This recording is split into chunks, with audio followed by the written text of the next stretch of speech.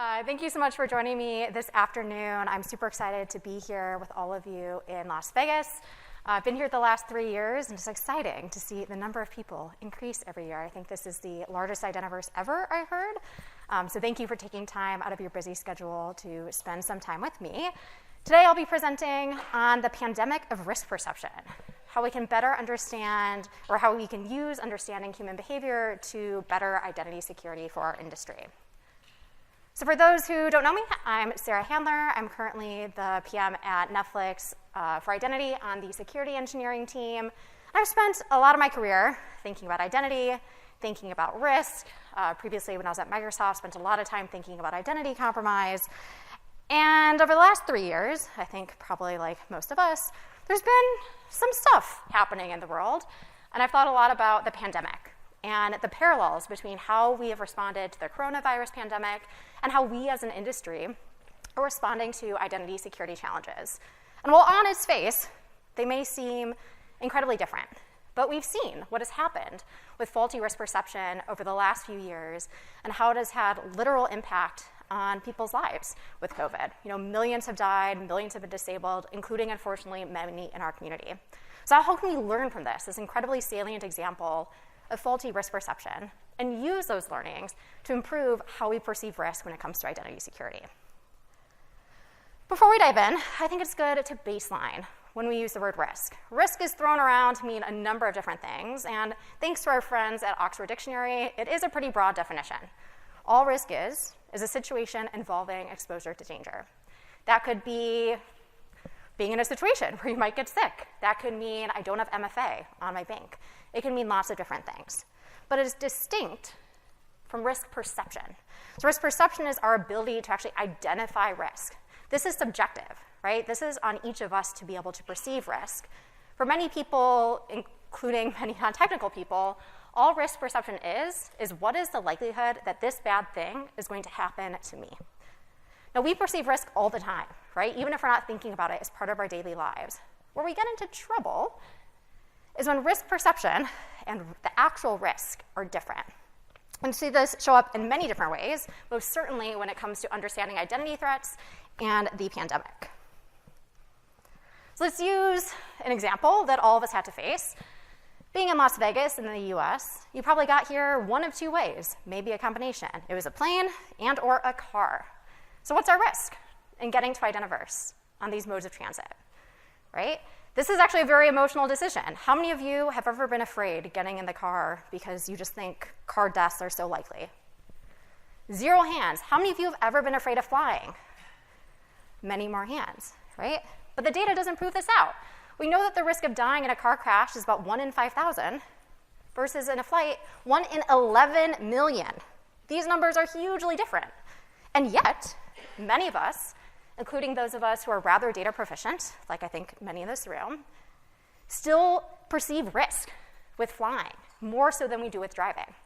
So being able to perceive risk is not just a matter of having the data. It's a highly emotional thing that is framed by many biases and heuristics that we use to be able to perceive risk. It happens to the best of us. Let's go back to the glorious days of March 2020. Who remembers that? It was a great time. Many of you may have gone to Costco, like I did, and found a scene like on the bottom left. And you may be thinking, Sarah, that has absolutely nothing to do with that beautiful password in the upper right-hand corner. But they actually have a lot in common. Because what was happening in March 2020? People panic bought toilet paper for a respiratory illness whose symptoms did not necessitate toilet paper. Why? Right? This makes no sense. But they were not accurately perceiving the risk. People got scared, they panicked, and they went and bought toilet paper to feel a sense of safety. We can look at this now and laugh, right? But this was actually kind of a logical thing for people to do because they just did not properly understand the risk. There was a lot of uncertainty, so they did what they could do, which at the time was buying toilet paper. Probably sometime in March, one of you, hopefully not one of you, but likely one of you, set a password that was spring 2020. And do you know how I know this? Because I know that the one before that was winter 2020. It has all the hallmarks of a great password. We got a capital letter. We got some numbers. We got an exclamation point. This would pass most password policies, right? This is a complex password. And yet, is this keeping someone safe? Did someone who set this password accurately perceive the risk that comes with setting this password? Probably not. This is a beautifully formulaic password, and we know how this goes. There's probably spring 2023 somewhere in this room. I hope not, but I understand. So in both of these examples, right, obviously they were very different, but in both cases, people just don't accurately perceive risk and ended up making choices that are suboptimal and may, in the case of the password, actually hurt them. So we're going to talk about the barriers to accurate risk perception. We only have about 20 minutes today, so this is going to be at a pretty high level. This could be a weeks-long seminar on barriers to accurate risk perception. But I'll talk about the 3 big ones that I see and how they relate to our industry. The first one is my favorite. Our brains love a good heuristic. I love a good heuristic, right? Heuristics, all they are, if you aren't familiar with them, are mental shortcuts to ease our cognitive burden. And this makes a lot of sense. Our brains are very busy. They do not have time to make these incredibly complicated decisions about every single thing we do in our day. So they're going to make shortcuts. A fantastic example, if you've never thought about how this applies to our daily life, is how many of you have ever been to Target? Probably everyone. How many of you have ever gone to Target in a red shirt?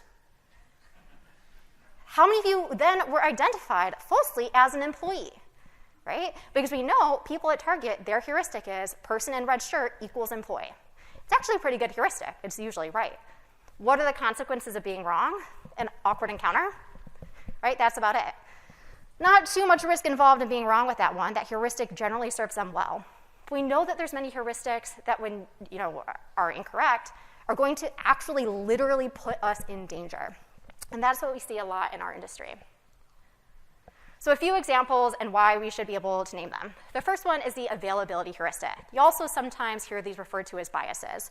And I would really like to thank the PowerPoint PMs that were responsible for these graphics, because look how happy this man is, right? His heuristic in early 2020 was, my grandma had COVID. She didn't die. It's not a problem. He was able to anchor in the information that he had available to him, the example that came to mind first when thinking about risk, and made a general assessment about the risk more broadly based on that data point. In the same way, I'm sure we've all talked to someone who says, I've used the same password for 10 years. I am fine. I've not been compromised. Life is great. I don't need to have different passwords. I can reuse them all I want. Or all my friends use the same passwords and they're totally fine.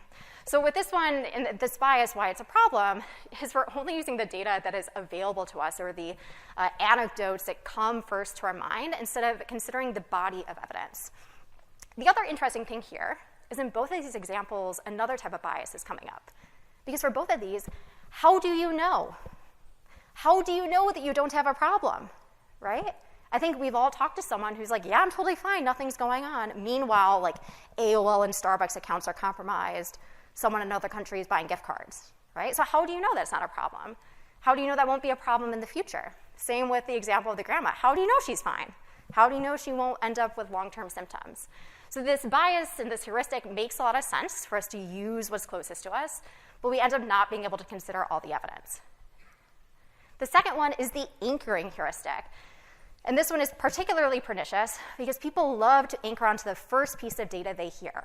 So if you talk to people who've had accounts for a long time, I change my password quarterly, so I must be secure, right? I'll talk to people, they find out what I do for a living. The first thing they want to tell me is, I change my password every 3 months. And they're so proud of it, right? Because they're like, I'm going to be secure. Spring 2023, baby. I'm good to go. And so people are going to hold on to that first piece of information even when it no longer serves them. We've seen the same thing with COVID, right? There was some misinformation early on. The governments and everyone was saying, hey, it's not airborne, masks don't work, don't worry about it. And then there was new evidence, and folks were not able to accept the new evidence because they're so anchored in that first piece of information that they had. The challenging part with the anchoring heuristic is when we inundate people with new information, it becomes increasingly challenging for them to challenge this bias. If we're just tossing information at them all the time, they aren't going to be able to sift through it. And what some studies have actually shown is that they're going to hold even more tightly to whatever that first assessment was. Both of these heuristics are problematic. I do not think heuristics generally are problematic, but these are problematic in how they show up and how they prevent us from being able to take in new information and actually accurately perceive risk.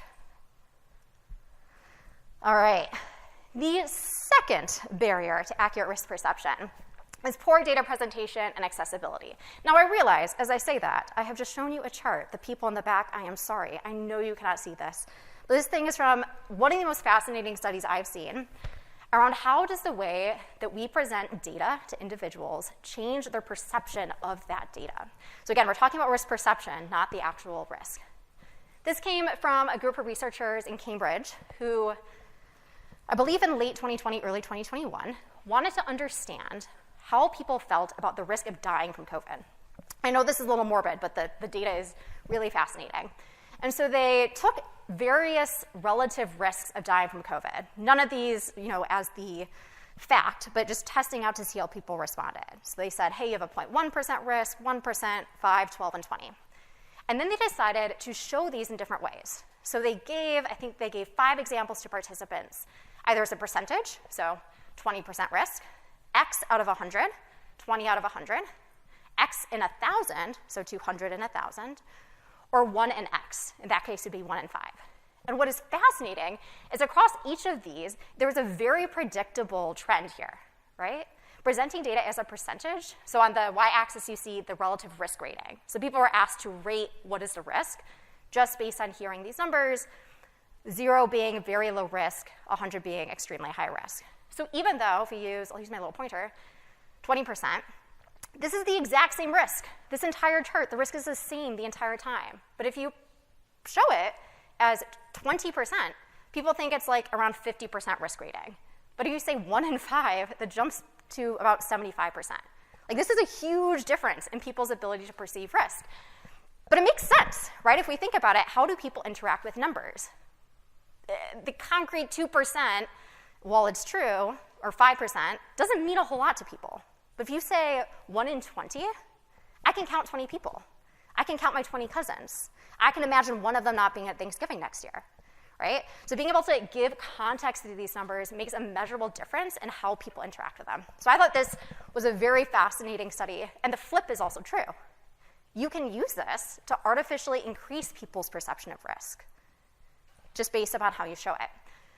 So it's really important to be thinking about how we present numbers to make sure they are having the impact that we want to, and allowing people to be able to understand, well, what does it actually mean? What does 1 in 10 mean? What does 1 in 20 mean in terms of people can be helpful? But not only does the presentation of the data need to be good, we need to make it accessible. Has anyone seen this before? This was a micro-COVID project, which came out sometime in the last 3 years from a bunch of math nerds who made this website, and I love it. You take it, you give all this input, all these variables, and it will spit out your COVID risk. It gives you a number, right? So it computes a COVID budget based on this thing it calls micro-COVIDs. So you'll have a certain number of micro-COVIDs per day. You give it an activity, an indoor party with 25 people unmasked, something I'm sure a bunch of us are doing this week, and they'll tell you, how high risk is this for you? Now this, as someone who's kind of nerdy, I loved, because you could see all the variables, the type of masking, the transmission rates, and it would try to give you a number. Now, I've used this. My friends have used this. We used this to cancel a trip at one point because of too many micro-COVIDs. But most people are not doing this, right? In the same way that we can have calculators that'll spit out how many days is it going to take to crack your password. People are not going to do that because you shouldn't have to do math to know whether you should go to a party or to know what password to set. There are a few of us, probably some of us in the room, who would do this. But data is not actually accessible if we require people to go through hoops to understand it. Being a good millennial, I went to Instagram to do a poll to try to understand my own friends, colleagues, coworkers' perception and understanding of risk. Because when we're presenting data, we're not just normally putting 5% on a screen. 5% of what, right? And so these are some common terms, both in terms of identity security and COVID. Let's take identity security first. Also important to note, many friends are former coworkers, so they may know more about some of this. 15% were familiar with FIDO, including one who thought it was related to a dog. So we will leave her out, right? But all the rest of the people who were former colleagues. So they were the only ones who know about FIDO. But two-factor auth, 91% of people knew that. Even my older relatives knew about two-factor. So if I'm trying to present data about the risk of not having two-factor, I should not be talking about the risk of not adopting FIDO. I should be talking about the risk of two-factor because that is something they're familiar with. Similarly with COVID, fomite transmission was a big concern earlier in the pandemic. The 10% of people who knew it here, exclusively doctors and nurses. Whereas N95 mask, literally everyone knew what that was. So again, if I'm talking about risk, I need to make sure that I'm using terms that people understand with the data. Otherwise, the data is just not going to matter. All right. The last barrier to our accurate risk perception is fear fatigue, which I think a lot of us can relate to. You know, I think I've heard multiple times this week, right? Like, I'm just tired of COVID. And also, I'm tired of hearing how scary this industry is. I'm tired of the fear-mongering in some of the sessions we've even had this week, right? Like, half the sessions are, should I be afraid now or yesterday, right? It's like, you should be afraid is the baseline. So there was this study done of 200 people from various industries and cybersecurity roles about whether employees are facing fear fatigue. Now, it's important to know that this is something literally recognized by the WHO. The quote on the left, the definition as the demotivation to follow recommended protective behaviors emerging gradually over time and affected by a number of emotions, experiences, and perceptions, is literally from the WHO. So this is not just in identity security. This is also health professionals that recognize this as something that is literally afflicting us and our ability to keep people safe. So they interviewed some folks in these cybersecurity roles. Only 21% said that there's no clear impact of fear fatigue, which means 80% of these organizations are feeling the impact of fear fatigue. And it seems to be that not only is there fear fatigue with cybersecurity programs, with the constant testing and messaging and all of that, but that it has also been increased by the pandemic, with a number of these respondents saying that it's not just fear fatigue for cybersecurity, there's other factors as well. So it's important to note that these compound, right? We have to consider the context in which people are afraid. And there was this somewhat depressing quote from a study around individuals' awareness and perceptions of data breaches, where this individual, I believe they were a college student, said, "There are a lot of companies or organizations that have my email, and chances are one of them are going to get hacked." Now, you may argue, perhaps they are accurately perceiving risk here, right? Like, that is probably true. Likely one of them is going to get hacked. But the fear fatigue is going to alter their perception of the risk moving forward and how they decide to respond to it. If you have this fatalistic view of like, well, it's going to happen, there's nothing I can do, that's exactly what's going to happen, right? It'll decrease our ability to put pressure on these organizations. It's going to cause this person to perhaps take more reckless actions. And fear fatigue is going to ultimately harm all of us. We have to find this delicate balance between making sure people are appropriately afraid to understand the risk without paralyzing them with fear. Some of you may be sitting here and thinking, I'm good at perceiving my own risk. I'm a master at it. I do all the math. Why should I care? And I really wish that were true, right? Like, I wish we could all perceive our own risk accurately, and that would be it. We'd be fine. But we live in a society, right? And our own individual risk perceptions are going to impact others around us because of the decisions we make based upon them. If we think of pretty much any major breach we've heard of, it typically comes down to one person, right? One person errantly approving a push notification, one person accidentally installing malware, and then what happens? The entire organization's emails are out there, or you have all the documents from your organization have now gone to some nation state. So even though I, as an employee, I'm using my YubiKey, I'm doing all the good things, if my coworker does something bad, it now impacts me too, right? It's not just my own risk perception. We rely on everyone accurately understanding risk and responding to it to keep us all safe. So what do we do now? This is a problem. How do we help people better perceive risk? The first one is, I think heuristics are good. I do not think we should try to tell people they need to go use the micro-COVID calculator or all these calculators to figure out their risk. Please do not take that away. Also, do not take away that people are the problem. They are not the problem. It's incumbent upon us as companies building identity products, as organizations who work on identity, to make this easier for our users. They are not the problem. It is our job to make it easy for them. So we need to help them build better heuristics, right?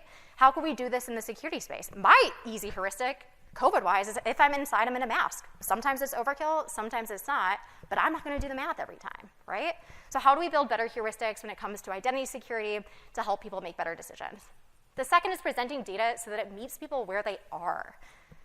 When we are talking to our users, our goal should not be, and I've seen this in some of these pitches and product UXs, our goal is not to look smart. Our goal is so that every single person interacting with it understands it. So when we're using terminology, we should not be using all this wonky terms that we have in the industry. FIDO Alliance, I love you. my mother does not know who you are, right? That's not going to mean anything to her. So how do we make sure we're using terminology and pairing it with data so that people could actually appropriately understand risk? Then we need to reduce complacency to counter fear fatigue. A little fear is good, but not so much that it makes us fatigued. So we need to be careful in how we're talking about these features with users. And also recognize that they may be feeling fear fatigue. Just naming that in one study was shown to actually improve people's willingness to comply just by naming that. And lastly, we need to get away from this individualistic notion that we can all do this on our own. Because it's not just our companies. We've heard of a few little supply chain attacks over the last few years that some of us have worked on or given our Christmases up to work on, right? So it's not just our own companies. The entire industry needs to do this. Lastly, I would be remiss to not put this little note. We talked mainly about how to improve risk perception and not what happens next. But if we do this, if we're like, fantastic, we're going to help all our users more accurately perceive risk, everything's solved. It is not going to be solved unless we give them tools for mitigation, right? I think that has been, frankly, one of the biggest failures in all the COVID policies. We told people, those masks aren't great anymore, and then we didn't give them anything better. Similarly, if we're telling people, don't use SMS, we should not be upcharging for better security features. We should not be gating it behind all sorts of convoluted settings. We should make it as easy as possible, once they understand risk, to take action on it. I do not want to come back here in 2 years talking about a new pandemic. Just get the pandemic of risk perception fixed and make sure that people have the tools that they need to make things better. I appreciate all of you spending some time with me today, and I'd be happy to take any questions.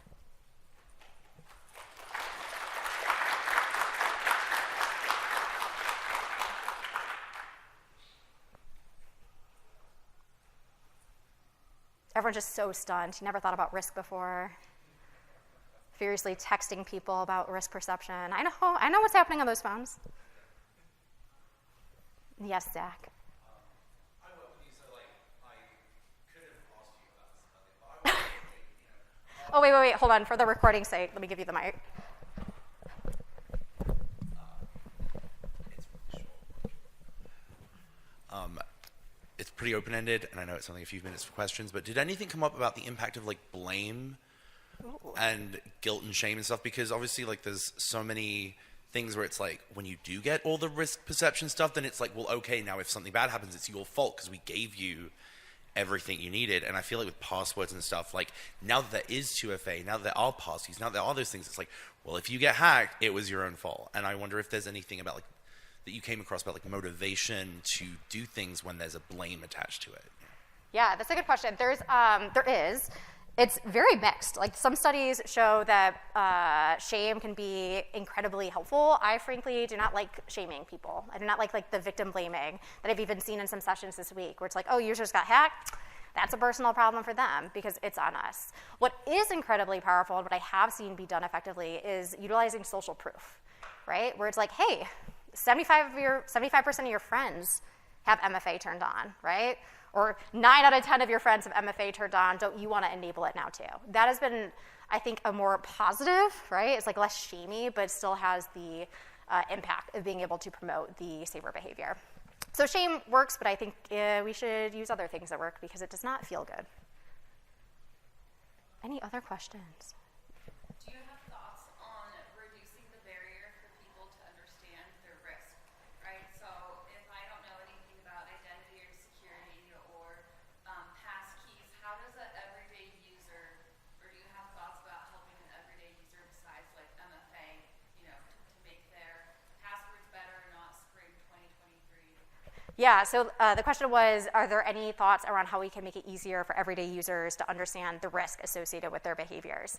That's a really interesting one. So one of the studies that I came across was talking about people's willingness to adopt better security practices after someone they know had been compromised. That is the time both in enterprises, but also personally, right? Where it talked about personal stories of my mom was hacked, and then I did all these things.